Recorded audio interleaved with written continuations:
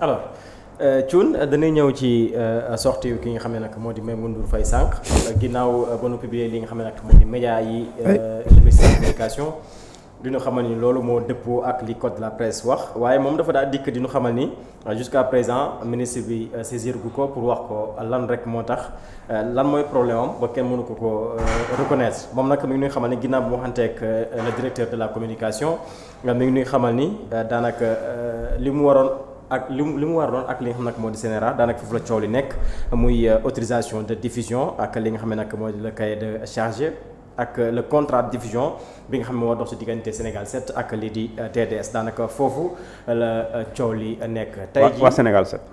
7 TV 7 TV. 7 TV Maimouna Ndour Faye daanaka foofu la coow li nekk donc si je comprends bien daf mel ni mbirum licence moo tax reconnaître gunu li nga xam nag mooy 7 TV. non xam nga Maimouna problème moom. c'est simple dañuy dem ci code de la presse article 94 moom mooy waxal Maimouna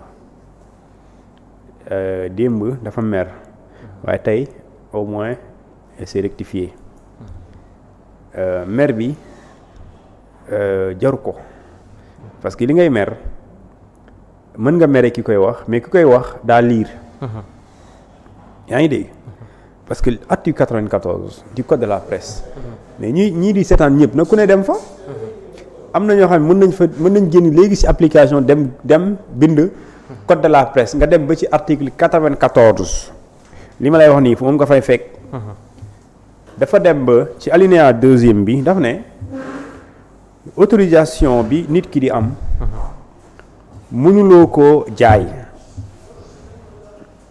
mënoo koo céder mënoo koo transférer donc ça veut dire quoi Thioune bu amee média ñu jox ko autorisation Thioune bu demee ba média boobu soxlaatu ko mënuma jaay sama loolu mënuma ko jox keneen mënuma ko bàyyee sama rakk wala sama xarit mënuma ko aussi jox keneen mooy sama xarit wala beneen Sénégal wala beneen nit loolu lañ la wax léegi nag yow da nga koo def da ngay dem wax leen def naa ko waaye léegi nag def naa ko léegi lan lay def ba nekk ci yoon loolu mooy débat bi loolu l'article 94 moo ko wax parce que gis naa aussi des Sénégalais vraiment di manipuler man Sénégal vraiment j'ai pas envie de certaines choses quoi yow article 11 de la constitution moo ne pour nit yi mën nañ créer média sans ñu soxla def lu ñu tuddee une autorisation au préalable mu dem ci alinéa 2 mu ne le régime de la presse est déterminé par une loi ça veut dire quoi. te loi boobu mooy code de la presse. waaw léegi kii liir loolu te demul ci loi boobu. day jàpp ne rek Masamba bu ne Demba bu ne mun na créer média yoonam nekku ci état moom du déclarer wu du am autorisation loolu c'est pas vrai. constitution dafay wax en parabole daf en principe lay wax ak yow léegi bu la waxee parabole principe daf lay junj bu lay junjee pare des fois mu ne la ah li ma lay wax nii de sa sañ-sañ la de waaye maa ngi lay xamal ne de am na fooy dem fële moom nga fay fekk mooy loi bi. moo tax constitution booy wax bu dee da nga tënku ci constitution da ngay juum parce que constitution heure bu waxee moom ci principe lay waxee bu paree da lay yóbbu da lay renvoyer ci code wala ci loi moo tax des fois mu ne la boo demee ci article 19 foofu lay waxee les libertés collectives et individuelles ba pare bu waxee def naan la toutes ces libertés et droits s'exercent dans des conditions prévues par la loi mooy am nga sañ-sañ def lii def lële waaye nag ñu ngi lay wax xamal ne am na lii sañ-sañ yi nii lépp dañ ko sóoraale ci yoon code de la presse code minier code de la famille lu ñu tuddee code pénal code de procédure pénale effectivement ça léegi boo demee ci article 94 bi kay kon kay bu doon kenn soxlawul def autorisation au préalable kon lu tax article 94 bi ñëw wax ne toute activité tout exercice d'activité de d'édition la wax de distribution et de diffusion est obligatoirement soumise à une autorisation par le ministre la wax de la communication waa léegi kon est-ce que kon boo liiree constitution bi rek est-ce que kon yow comprendre nga lii lu mu wax et pourtant constitution mu ne jarul kuy def benn média nga créé soxlawul autorisation au préalable maanaam duñ la tegal ne da ngay autorisation balaa nga si dugg. mais bi fin bi constitution yi moo ne le principe le régime de la presse est déterminé par la loi. Cette loi-là, cette dite loi, c'est le code de la presse. demal ci article 94 moom moo ne. kenn mënu fii génnee diffusion kenn mënu fi produire. nga jàllale transmettre kenn mënu ci éditer maanaam édition mooy toog par exemple créer ay contenu distribuer ko jaay. jox ko nit nga jaay ma ko ma distribuer ko ma jàllale ko sama canal ñu ne loolu kenn mënu ko ci réew mi. loolu da nga am autorisation boo xamante ni ministre bi moo la koy jox. moo la koy jox communication. waaw léegi nag loolu moo tax soxna Maïmouna. loolu mooy problème am. le problème de Maïmouna n'est pas forcément celui des autres médias.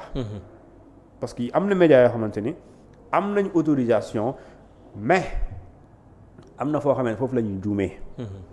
loolu il faut ñu wax ko fi ñu juumee mooy média boo xamante ni par exemple. dañu la ne par exemple un média l'organe de presse dafa war a am obligatoirement un directeur de publication. Un directeur de publication et ce directeur de publication est obligatoirement un journaliste qui a une expérience au moins de 10 ans. waa léegi si aujourd'hui tu es légalement reconnu mooy am nga kayit autorisé mën nga doxal waaye ci doxal boobu ki war a doxal nit ki war a jiite dañ ko ne kooku dafa war a am 10 ans. xam nga tu es en règle yaa ngi doxal am nga autorisation tu es reconnu parce que xam nañ la mais tu ne respectes pas les règles règle bi mooy ki war a jiite nekk directeur de publication. il doit avoir 10 ans d'expérience donc amu ko suñ la laajee kay mo si directeur de publication. boo waxee ma ñuq am 5 ans d'expérience même bu dee journaliste dañ koy rejeter.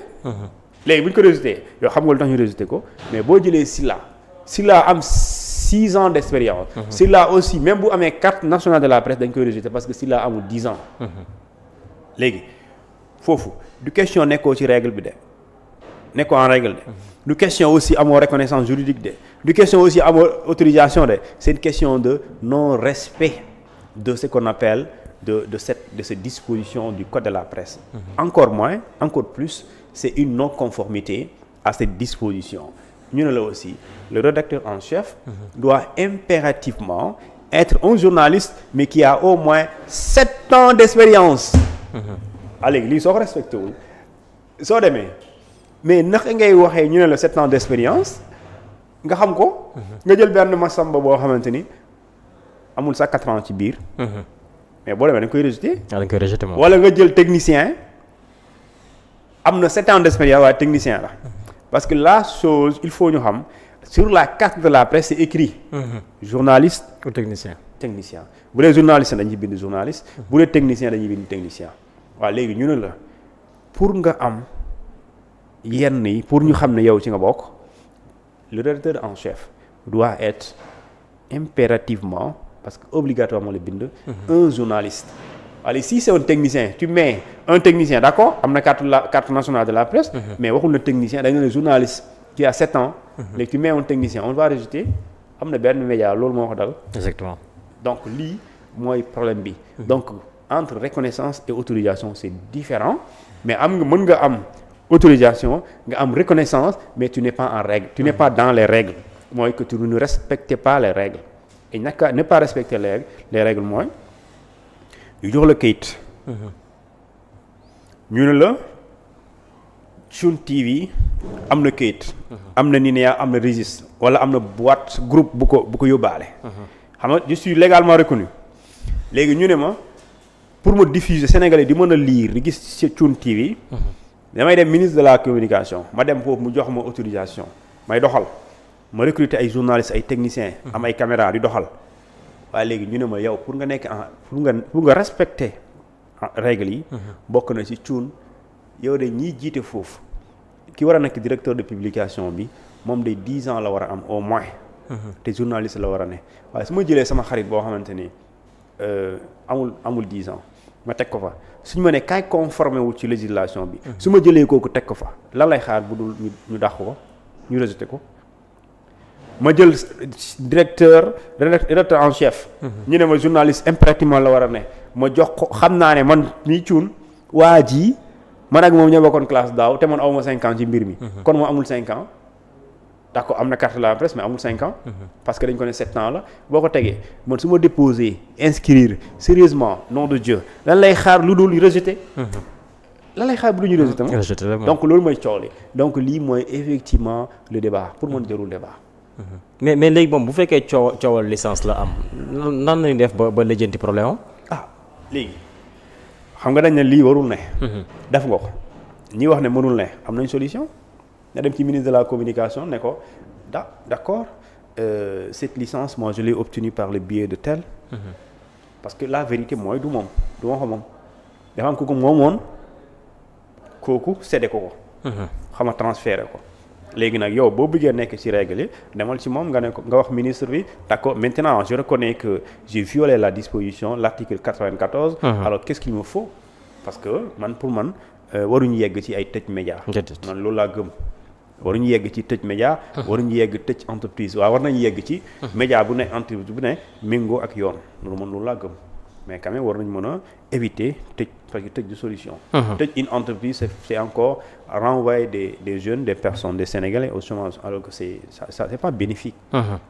alors moom jiite la 7TV ba tey abordé na beneen sujet muy coowal Prodac ndax xam nga xamal ni bëri na ay morom journaliste yoo xam ne daan toog ci plateau yi di wax ni moom mbirum Prodac la ubbee li nga xam ne nag moo di 7TV moom ci sorteem aussi jaar na si daal di joxe li nga xam ne nag moom mooy gis-gisam ci loolu parce que nee na lii di division des investigations criminelles dafa mel ni dañ ko daal di seetal si coowal Prodac parce que tey jii bu mu fa demee lépp luy dossier.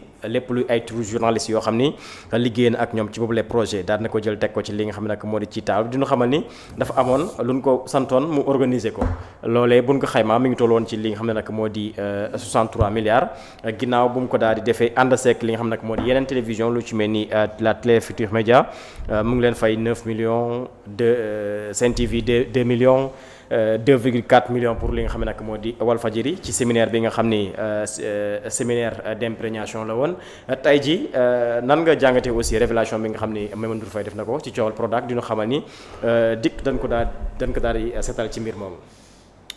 DIC d'abord DIC du seetal nit. parce que DIC àttewul la. DIC day déglu. dañuy enquête rek. DIC amul compétence ne yaa def loo. donc DIC du seetal nit. kenn mooy seetal nit di yoon.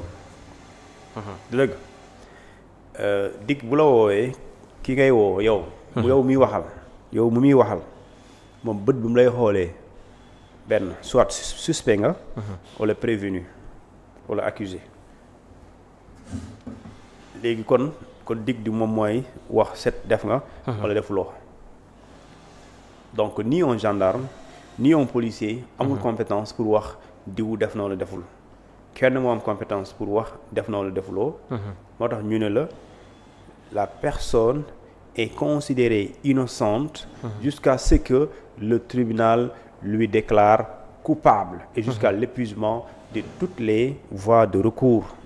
donc il y a absolument rien tu parles de quoi de non culpabilité. la DIC ne peut pas innocenter quelqu'un loolu c'est un fait. Maintenant la DIC mën na la déglu sur la base d'une affaire, sur la base d'une plainte, sur la base également d'une dénonciation, sur la base d'un signalement. mais loolu mu am moom DIC ça c'est des PV dañ la déglu ci benn fait loolu ñu laaj ñu ne la yow de dégg nañ ne projet bii di Prodac nangamu million ñun gis nañ ne jóge na fa ñëw ci yow lan la doon dox supposons yow nga ñëw nga ne dama doon organiser benn séminaire d'imprégnation après loolu lu muy tekki rek mooy ni nga ko explique comprendre léegi mooy tey ministère benn di organiser benn yëf ñu ne cuun coordonnel ñu presse bi d'accord léegi man ñu ne li ñu ci jublu mooy dañu bëgg a visualiser ñun suñu activité gouvernement dañu bëgg a promouvoir mbir mi léegi gérer ñu presse bi ça veut dire léegi cuun mooy nekk l'intermédiaire entre le ministère et la presse. loolu la ñu tuddee relations publiques léegi su boobaa may dem ma ne TFM am naa benn programme de. ministère bi day def nii nangam léegi dama bëggoon ngeen ñëw def lu ñu tuddee couverture wala ngeen def lu ñu tuddee public reportage ñu déggoo façon. contre un montant. ñu ne par exemple léegi soo ma fayee 3 millions. après dinaa yónni sama équipe ñu ñëw et cetera comme ça léegi moo tax. prix yi du doon benn moo tax sànq bi ngay lire prix yi kii 2 millions kii 3 et cetera. parce que selon média bu ne dafa am nu muy d'accordé. amaana 313 boo ñëwoon boo leen dóoree 1 million ñu ne waa baax na. am na koo xam ne boo ko dóoree 1 million danaan déedéet baaxul. léegi nag su boobaa yow nga indi preuve que ne man dañ maa santoon moo woo ay journalistes ñëw te journaliste bu ne jox naa ko nangam jox naa Sen TV nangam. jox naa nangam Walfadjri léegi nag nga indi les preuves que jox nga xaalis boobu. à ce niveau. loolu ce n'est pas quand même ce qu'on appelle une manière de blanchir quelqu'un. La DIC ne blanchit personne. La DIC fait ce qu'on appelle audition. lay déglu. def enquête bu la dégloo ba pare. loolu mu am mu bind ko ba pare mu bàyyi la nga dem. wala mu téye la léegi ki nga xamante moom moo naan yaa def wala defuloo. loolu yoon la alors que fii yoon intervenu fi. waaw fii moom mbirum Prodac yoon defu ko ci liggéeyam. mais defu bi loolu mënul nekk sëñ bi. mais il faut ñu bañ a brûler les étapes aussi. mais Thioune daa mel ni gouvernement bu France daf mel ni daaw na de. Michel Barnier. wàcc na. daa mel ni daaw na de gars yi dañoo déposé motion de censure quoi. France moom temps yi di leen dal jàmm.